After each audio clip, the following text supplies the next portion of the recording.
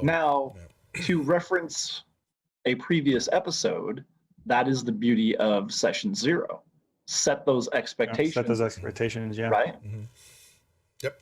But still, how do you, yes, great. Everybody agrees, but then you still have to execute, so. And no matter how much role playing I throw at the character sometime or the action part, and they wanted there's always that, where's that middle ground? And then sometimes you think you've got it in one move and the train has left the tracks now, Yeah. What the hell? That's exactly what I'm talking about. Right? Yeah. So, but after a while, these games that I'm running are not, I'll run like the Lost Mines. Okay. That's a pretty set standard couple of months gameplay and you're done. Yep. Okay. The bigger modules, or I've taken them over 2 modules, like I've done with the Tuesday group. We went from Waterdeep Dragon Heist now into Mad Mage. I know them. I've only got 2 new players, so I'm learning them. But the other ones I know what they like. I know what they're good at, and I know what curveballs to throw them. And so that has helped bring them out of their box. So this, just hearing Jimmy talk about this, I watched him run at conventions too. And so for the people out there who might be thinking, well, it sounds like he really runs it by the numbers. No, he's got a whole thing going on, but it comes down to he's organized about it, right?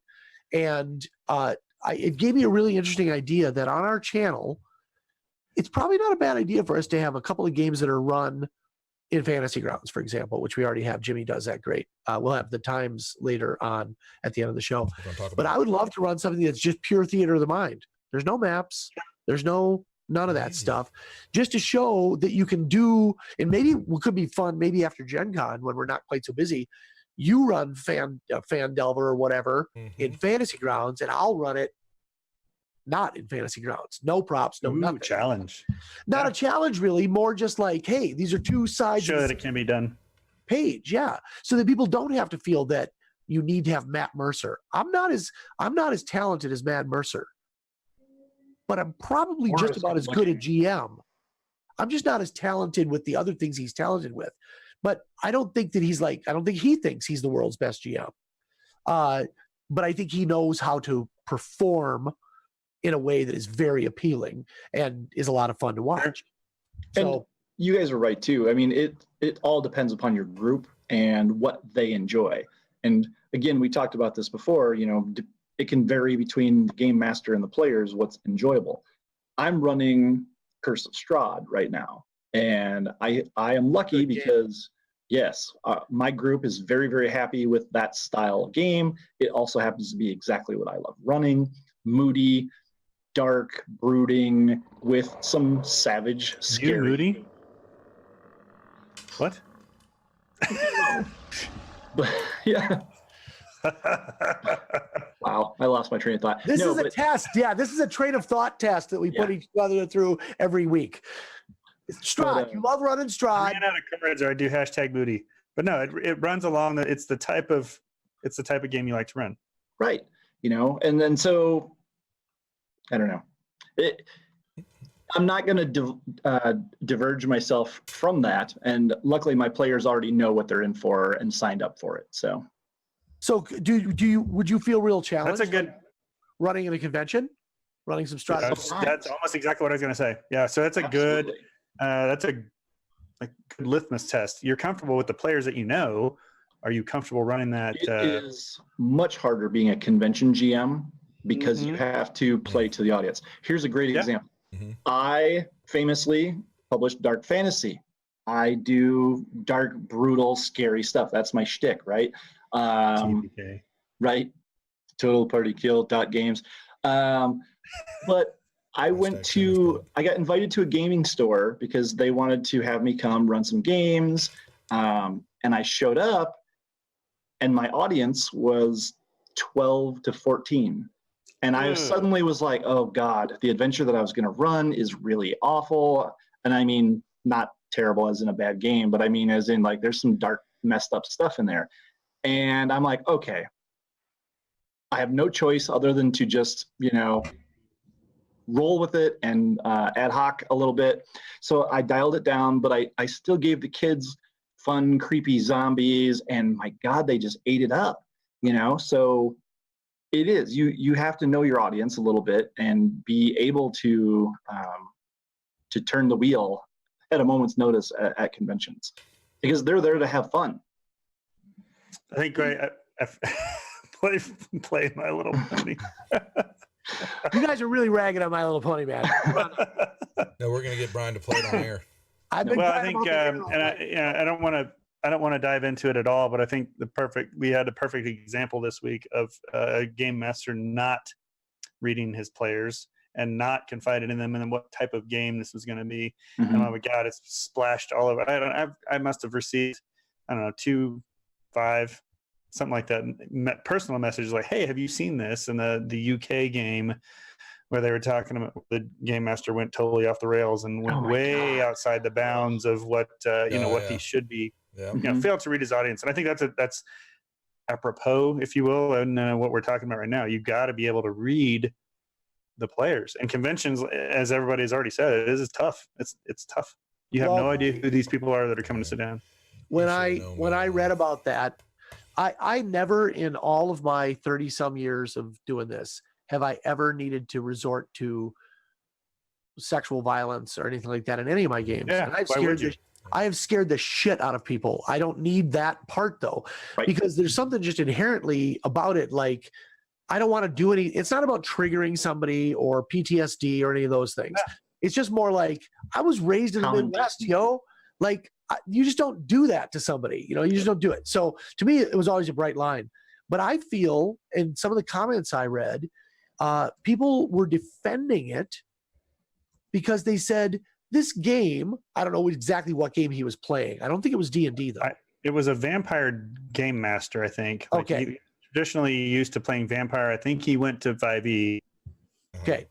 So not only didn't read his audience, but didn't read the rules either. Yeah. But to me, what these people came down to is he said, this is a game that glorifies killing monsters and other player characters and NPCs all the time. Murder. Like, their life is ended. Rape isn't as bad as murder.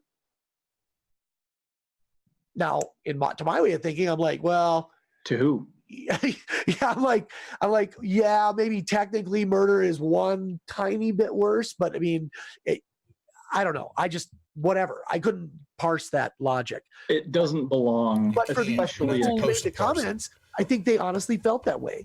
They were like, why are you? That's the type of people he should have been playing with. Yes, not the unknown convention crew that he just picked up and arbitrarily said, "Hey, this is going to happen."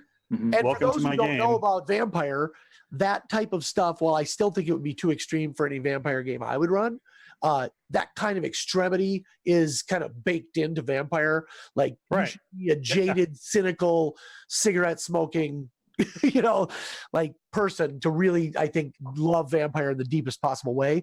But yeah, I thought that was a very interesting story. And I didn't mean to derail the conversation, but it segued or it fit right in. I keep saying that word, segue. Well, I think it's right into where we were going, right? Yeah. I think what we've really been talking about all night tonight has really been this, that we are a hobby that has spanned many generations, that has spawned many new games, and is now at a point where it is poised to potentially maybe not double its audience, but like significantly gain audience. There's talk about a Magic, there's the Magic the Gathering setting that's going to come out in 5e.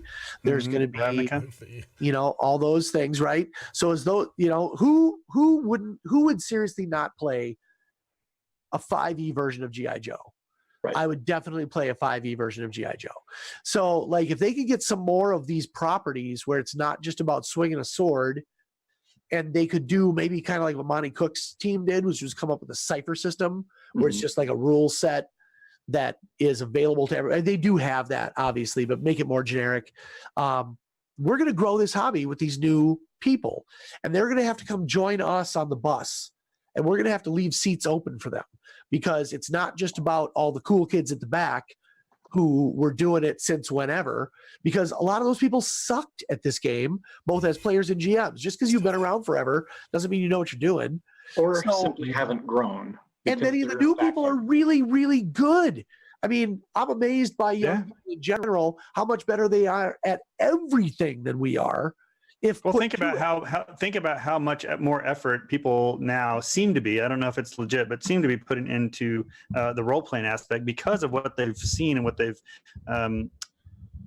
their understanding of what D&D is right now. I mean, if you went back to the 80s, we didn't do. We had the box text, and we read the box text, and then all right, roll for initiative, and there wasn't a lot of subterfuge or a lot of there was no role playing, right? Right. I feel like for the most part, that's fairly new. That was not a 1E thing. So I feel like I would agree. When we first started playing D&D, there wasn't, because our expectations is it was a combat game, and then you got the loot from the monsters, and then you hurried to gain more XP so you could level up your character and be tougher, right? And there's a huge psychological aspect to that I'm just going to ignore. But it probably wasn't until the World of Darkness that I really said, oh, wow, this game thing can be so much more than just beating up monsters and taking their stuff. My God, it can be role playing, it can be depth, it can be story. You can actually walk away feeling like you learned something. So yeah, everyone's different, and certainly I'm not going to say that no one can role play in D&D, especially in older editions of D&D. That would be a foolish thing for me to say. But I think that we have, as a hobby, grown. What about you, Jimmy? Yeah. What's your experience with those kind of two poles? Have you always been more of a straight D&D guy the whole time, or have you had role playing periods or other games that allowed more of that? No, it's for me. It has definitely been D&D for many years until doing the streaming and now being open up to more of the games. Like we said, cut a little of my teeth on the Castle Crusades and Earth Dawn. And so that was learning that. But yeah, a little Earth Dawn, buddy. But I think seeing the popularity of it brought role playing more to the front. And now even the other channels, and I'll pick on Jay a little bit here. They've got a lot of stuff going on their table with terrain and miniatures, but they are role playing too. I think some might say, I think we were younger, and so to us this new game, and we just wanted to play and kill things and have fun with it. And I didn't know what role playing was, even though I was a shiny knight and I could act like it, but I don't think I was ever doing anything like we do now. And seeing especially on the online side now, I've got a camera, and people will get more animated, get more into it now. That's at least what I think. So, but I have now definitely geared my stream to have more of the RP on this side than just the playing the dice and the killing. So, because I'm trying to bring an entertainment to the channel that's more than just killing things. So, right. Well, I was, just to close this out, I'll just say this, and I think we're rolling up on the end of the show anyway, but I just wanted to say I had a different experience than all of you guys. I had two GMs at the very beginning who were very, they knew all the rules. I mean, they were those guys for sure. They knew all the rules, but they really said, I'm only going to look things up if we can't just figure it out at the table. And so like my night, I had a paladin, and I was encouraged to come up with my own prayers. He wouldn't let me cast a spell unless I had my own prayer written for it.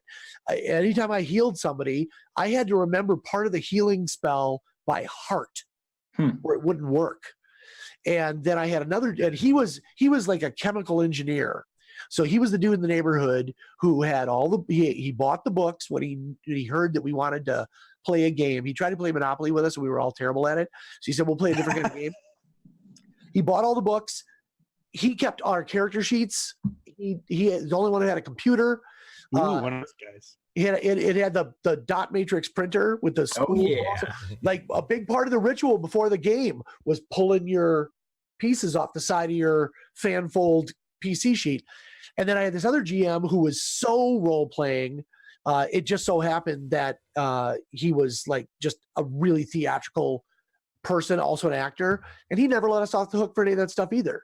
And we had violent fights, we killed our dragons and we slayed our goblins and we did all that stuff, but it was always like the one guy said, I don't see any diplomacy on any of this. You have to have diplomacy skills, because he was a poli-sci guy. So like right off the bat, we were negotiating with orcs, not necessarily fighting them. And then he would cue us in. If the orc was particularly bad, he would just step up and try to attack us. Then we knew it was okay. But otherwise, we were really encouraged to do all that stuff back in the 80s. So as I saw this all rolling out over the last 2 decades, where more and more of that's being done, I was just like, why didn't I write this down back then? You know, like we were already doing all this stuff. Monty Cook, 2020, right? Yeah, Monty Cook's a perfect example. I could probably list 20 things that are now canon in his games that I've been doing for 20 years. Which I don't take umbrage at. I'm glad he figured it out, and he's made really good games, so I like to play them. But yeah, I came up as a role player who just happened to be playing D&D, not the other way around. Yeah, and I think Beth, again, she kind of hit the nail on the head with that particular sentiment, is that back in the 80s, there was no internet, 80s and 90s for that matter. So it was very dependent upon the person that you were gaming with. Yeah. And in my particular group, there was nobody like that. It was hack and slash, and that was it. And I benefited too from growing up where the convention was. Gen Con was here. Yeah, valid. So Yeah, for sure. Even my convention experiences were like, I rode my bike to the convention. Nice. You know, like, so it's just it's probably more of an outlier than anything else. Well, hey, I think that just about brings us to the end here. I think there's a couple things we want to mention. I don't need to do all this stuff. So if we want to talk just real quick about programming notes. Yeah, let's do that first. Programming. So we are going to be ourselves as a group. We'll be doing a game. It looks like it's going to be on a Sunday night once a month. Maybe I can twist their arms to 2, maybe on the Sundays, and we're not going to be streaming on the Monday nights, playing some different variety of games. I'm going to be posting on the Facebook page here. I want to run a game or 2 for the channel. And we've got to pick a night toward the end of the mid Wednesday. Well, if we still meet on Wednesdays, Thursday, Fridays, and it may do something that's every other week. So I want to post that out there and get feedback from everybody on the Facebook page of nights, and we'll have some signups for it. These will be cam games. These will be full on, a little bit different from my channel, because I'm going to be posting over there too. Not trying to plug PradersRejects.com. We're going to be doing, I need to bring my streams back up over there. I've got a few people, Moondog, yelling at me because I am not streaming any more games over there. And so Jimmy, let me make sure I'm reading this right. We're going to run some Wizards of the Couch games where we are the players, but also our viewers get to play with us. We will determine that. Yes, we're going to be, Patreon will be a spot where we will put together a set where people can come on and play with us, and other VIPs or VIGs or whatever you want to call it. Okay. So everybody's been asking, when are we going to have more programming on the channel?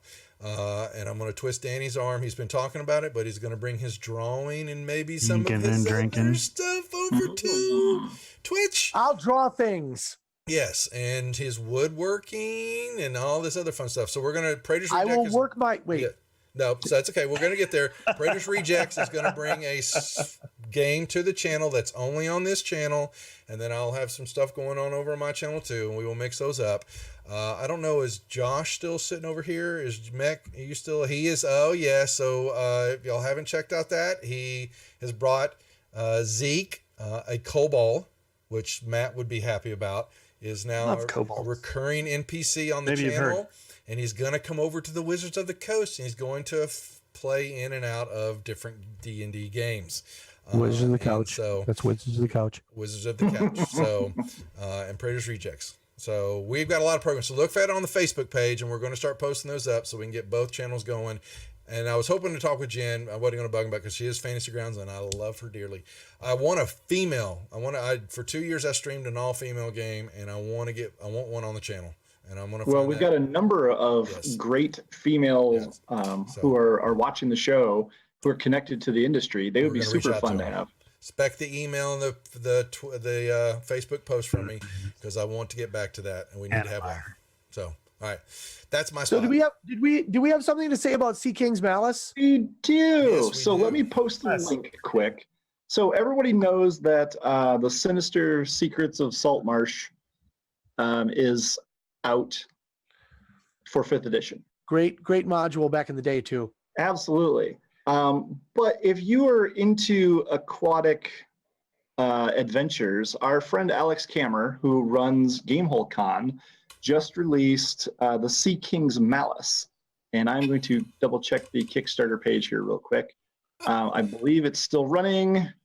Yes, It is. He's got another couple weeks, I think. Yep, you've got 9 days Well to funded. go to support this amazing book where you tackle Sahagin.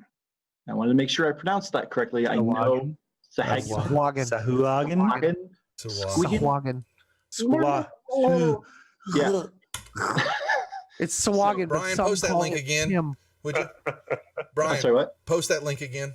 You got modded out because you Oh. weren't a mod on the channel. Sorry. Who You're modded me nobody. out? Yo, Brian, you got modded out. Let's go down. There you go. And, Boom. There you go. There. Thank you. That is the link. Yes. oh my God, that's a Go check link. it out. All right. Complete with your Facebook. You ever heard of Bitly? Yes, but not in. Next time, upgrades. Promise. Hey, I just started using Bitly like a year ago, so I Are we know when to teasing? talk. I'm sorry, I missed it. Are we teasing next week's? I mean, next episode? Did we tease that yet? I wasn't paying attention. Sorry. I think we're kind of teasing it right now, but I think we should I just make trying people to check beat it out the over Facebook head. page tomorrow. I think that's a great idea. Yeah. Let's see what we're up to. As to perhaps our next guest. Who can it be? Mysteries under. He also we can give one more clue about our next guest that we haven't already given. He also is deeply involved with True Dungeon. Deeply. Yes, he is. So those of you who have not Dungeon. been to Gamehole Con, you might know him from that. And this guest Our also relations. owns a ridiculous collection of everything RPG ever material. printed from TSR. It is deeply ridiculous. And I have been told will be happy to regale us with some tales of the actual reviews for those products. Yes, well, I'm sure he'll be happy to regale us. Will we be happy to be regaled? Yes. And may or may not have outbid me on a couple of items. Most recently, a jerk. So good thing we're not in the same room. All right. Thank so you, everybody. This has been Alrighty. this has been Wizards of the Couch, episode 1. They can't get worse, so they're gonna get better. Mhm. Yeah. And it's me, Danny, Brian Berg, Jimmy Duffy, and Casey Rift. You can find us here, twitch.tv/Wizards of the Couch. Apparently, we're doing more programming. Yes, Who we knew? are. And Pretty no, it didn't come as a total surprise. I know, but I really want us. I really like to see more people check us out on Twitch. We're going to be posting stuff on YouTube. We're all over Facebook. We're getting other stuff up and running. It's not perfect yet. We're just 4 earnest souls trying to make our way in this gaming world. So I want to thank everybody who was here tonight. I want Yes. to thank my fellow hosts who are awesome and super fun to play and hang out with. And is there anything else anybody else wants to say before we get out? Let's definitely thank Jen Page for taking the time to come hang out Absolutely. with us. Yeah, and 100%. talk Thank you, smack. Jen. She gets a coffee mug. Yeah, or something. We gotta do something. All I right. don't want to set it. No crazy night. precedents, We're though. good. Good night. Folks, Take thanks care, for watching. everybody. Y'all take care. We'll see you.